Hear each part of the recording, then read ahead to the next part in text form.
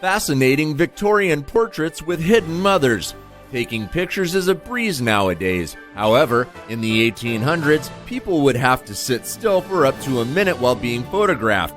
Find out the lengths mothers went to get pictures of their beloved children.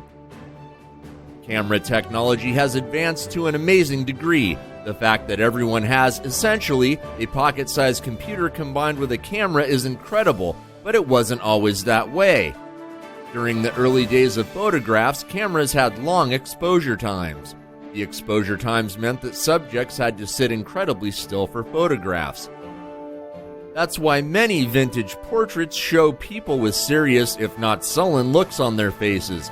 They aren't angry, they just need to be still, so trying to smile for long periods of time doesn't work well. However, children's behavior hasn't changed much though. Even in the 1800s, they didn't want to sit still. So how did Victorian photographers get babies and young children to sit still? Simple, let them sit with their mothers.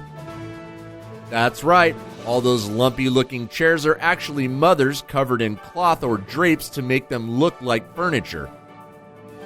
If you think about it, going to that length for your child is sweet. However, it doesn't change the fact that the pictures often have an unsettling quality to them. Perhaps the most unsettling part is seeing so many expressionless babies.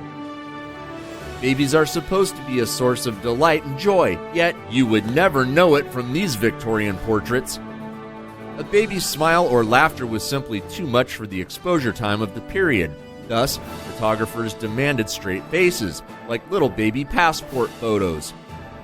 The straight faces are probably why most people only see the odd-looking furniture, otherwise known as mom, in the background.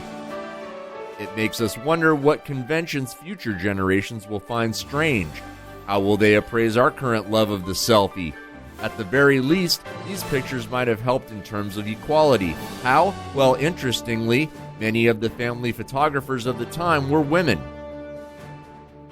In the 1860s, there were few professions deemed appropriate for women, but photographer was a respectable profession for middle-class women.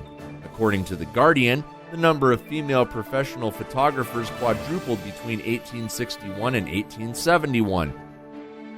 They became particularly proficient at keeping children from fussing during photos.